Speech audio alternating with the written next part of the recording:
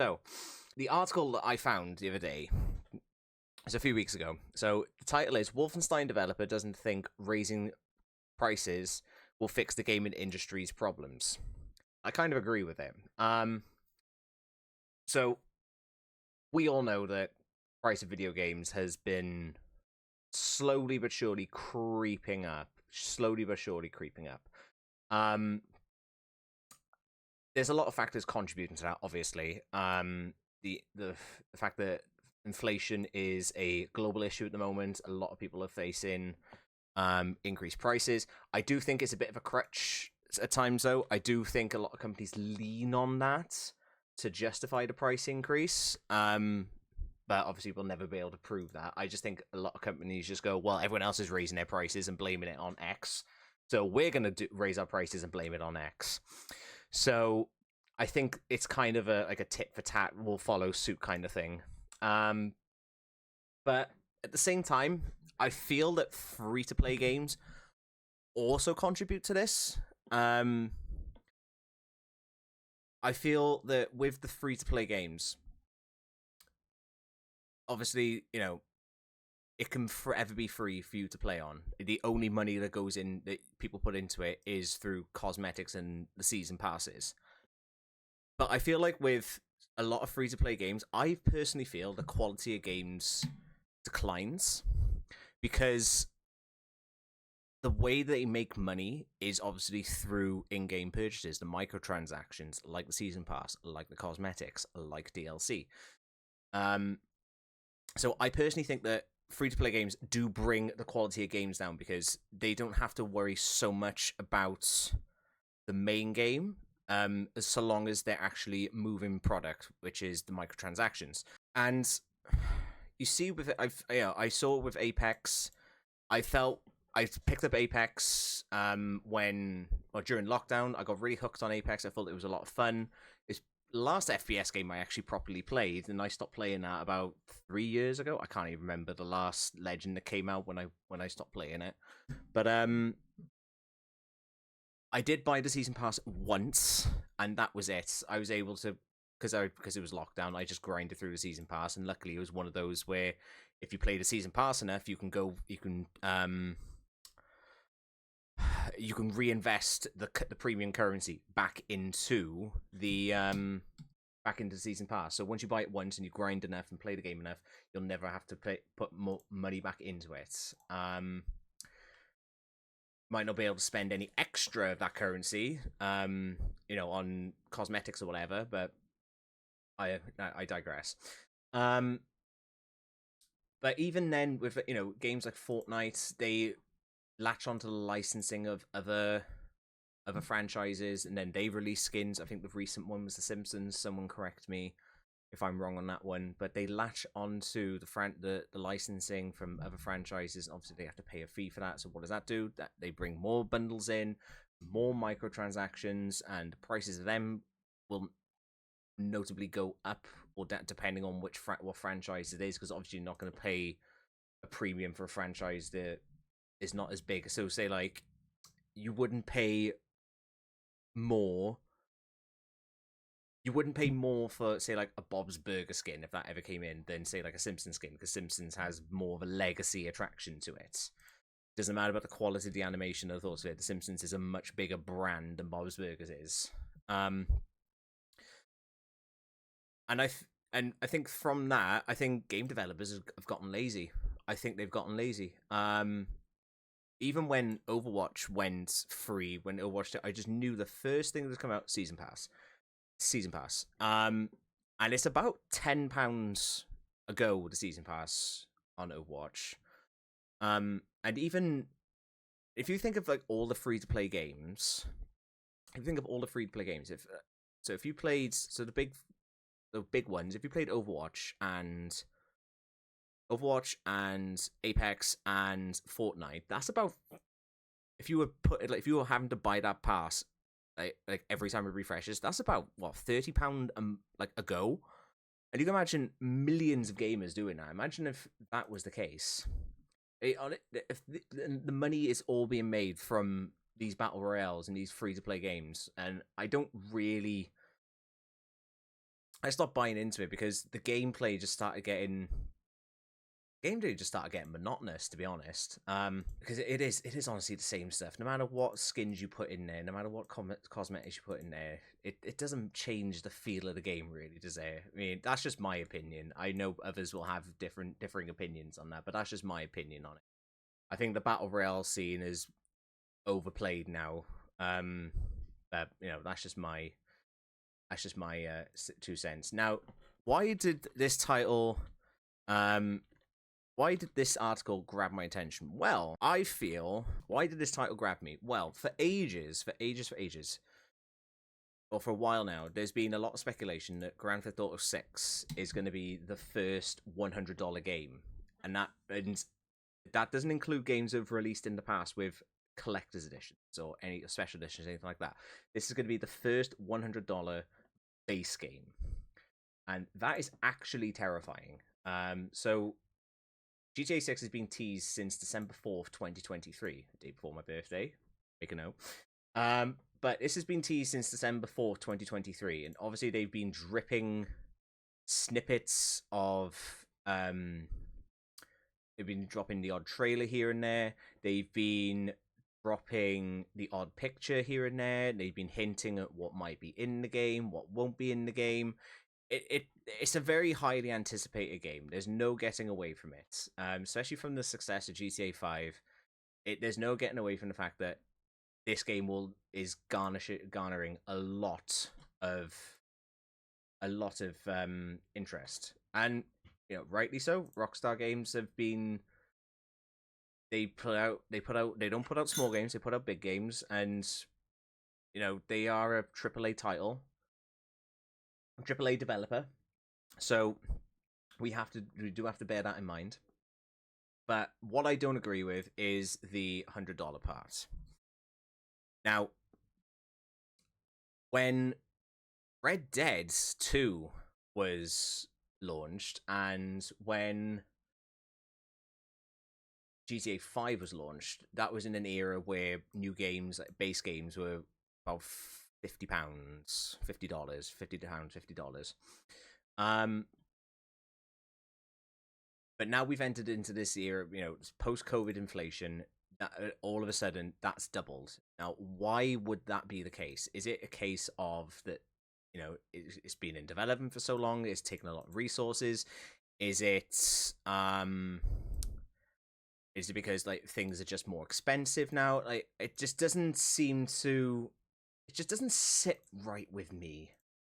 It's bored of waiting for it now. I'm bored of waiting for it, to be honest. By the time it's released, it would have been nearly 3 years since it was launched. And don't get me wrong, it wouldn't have been the first game that's done this. Borderlands 3 did a similar thing. They delayed that for a while until the PS4, because they wanted to release it on a better console. They wanted to experience it, and honestly, the wait was not worth it for Borderlands 3. A game I've mentioned just before this discussion, Cyberpunk, that was teased for a while, and then it was launched, and then there was a lot of issues that came with Cyberpunk on launch, and it's only fairly recently in its lifespan that it's actually feels like a stable game. Even Watch Dogs, even a few years ago, I think that was PS3 days. Watch Dogs, that is a game that was teased for a while, and then it came out, and it wasn't flawless across the spectrum of it. So there's obviously been instances before where games have been long teased for launch, and then the gamers' appetites have been their attention be like, ooh, be looking out for that, and they keep little simplicities, and then the game release it and it falls flat. And a part of me thinks that this may happen with GTA 6 just because big games before in the past have obviously launched and they just have not lived up to the expectation. Now, that obviously comes at a risk this time around. Not saying the £50 wasn't a expensive investment back in the day. It obviously depends on people's finances and circumstances, but £50 is for a game is still a decent investment. But imagine paying £100 base game. Don't get any extras, no DLC codes, no collector's editions, nothing like that. It's just the base game. And what you get is um a game that's half polished. It doesn't run well. It feels unfinished. Like, just imagine that you spend £100 on the game, and that's the result of it. Rockstar does have a huge reputation. It very much does so indeed. But you know, as a AAA developer, they have to follow up on that reputation. Now, on the flip side for this, there is a part of me that thinks that won't happen. It won't flop. Looking at Red Dead Redemption 2, they took their time on that, and I think it was a beautiful game. When it was launched, obviously it was a massive game spread over 2 discs, but it was a beautifully made game. The engine, the graphics, the game, it was very, very well done. The fine details were very, very well looked after. So I think if you look at their history with Red Dead, you know, it could be a good launch. But I digress. I still don't think that it warrants the $100 price tag.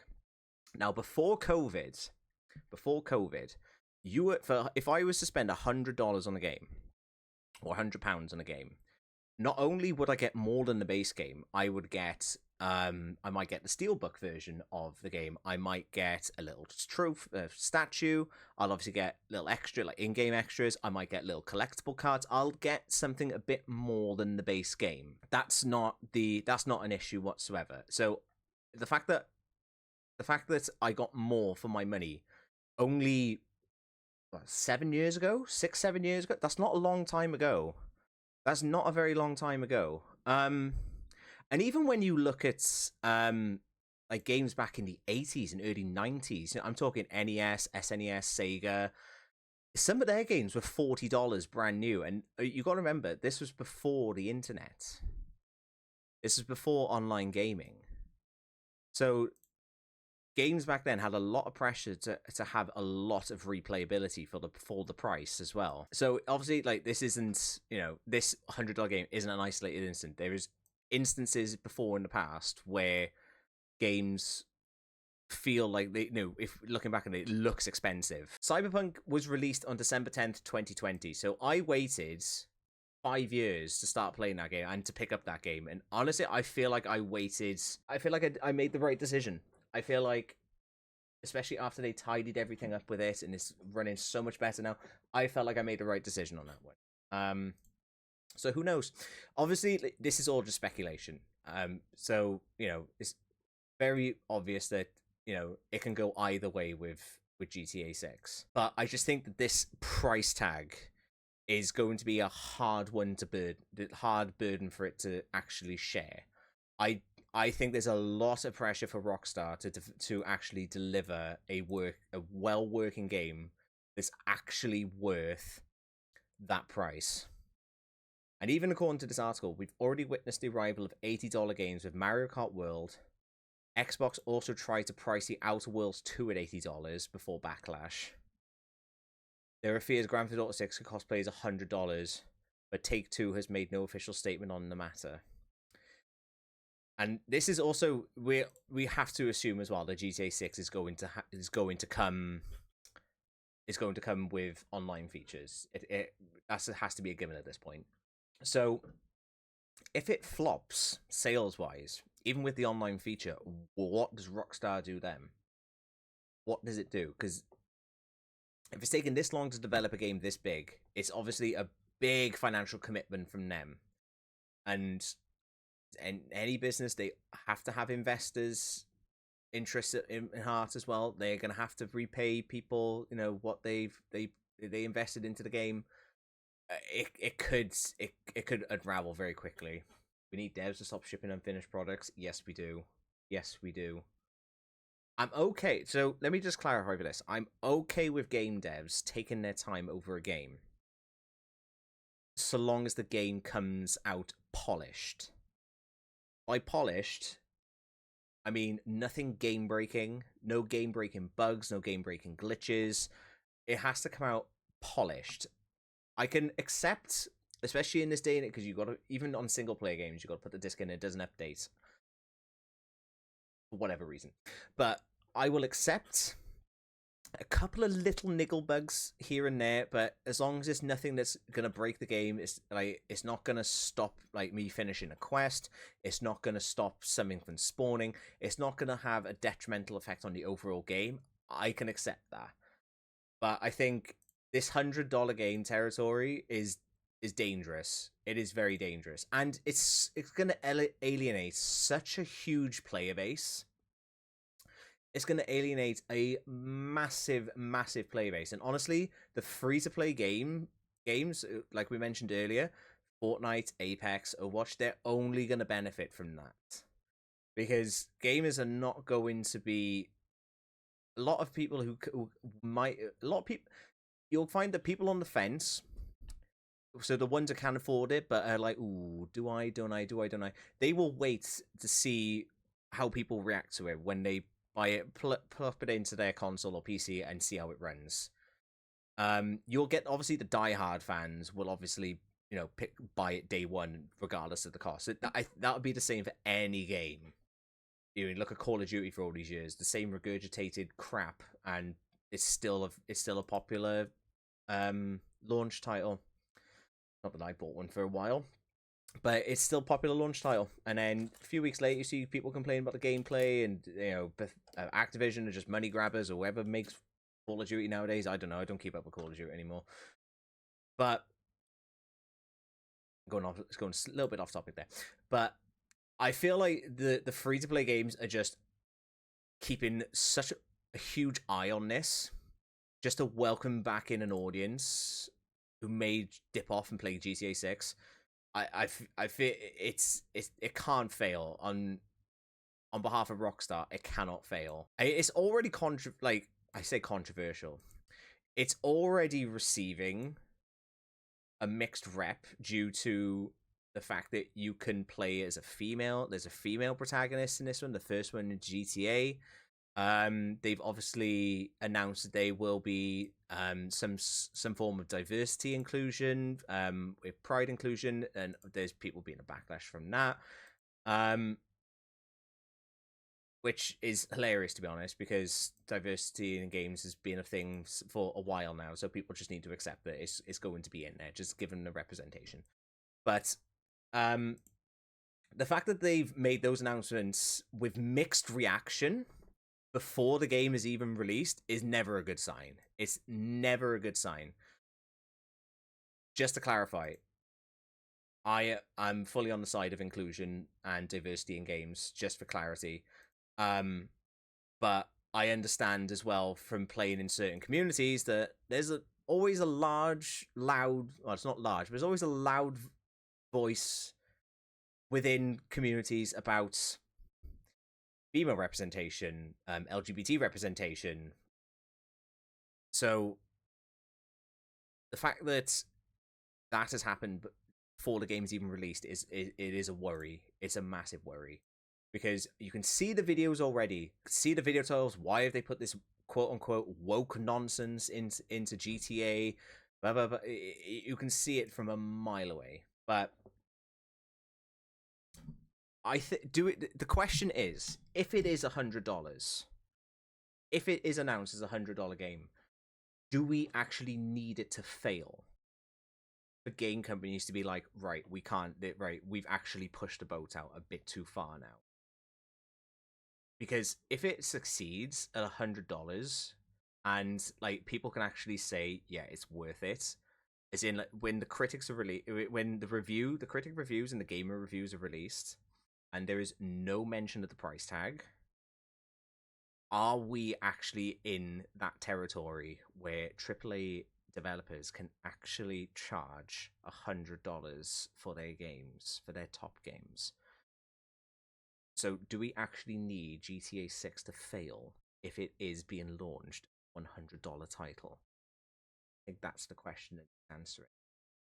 Because if you write a review on something that's something, a product that comes at a premium, and let's be honest, if this is $100, this is coming at a premium. if someone writes a review on it and makes no mention of the price tag, then that's a bad thing. That is a bad thing because, well, it's good for the developers because it means, right, we can actually make $100 games and they're good. So what's stopping us from releasing another game that's $100? So let's say Red Dead Redemption 3 or a completely different spin-off title. It's not even, it's not even GTA or Red Dead. We're like, yeah, this is $100. Yeah, this is fine. It's such a dangerous territory. So my question to you guys is, do we need GTA 6 to fail as a $100 game for game developers to be like, right, we may have taken the mick here a bit too much. Let's dial it back in a bit. That's the question I think needs answering, and I think that's a question that we'll have to wait and see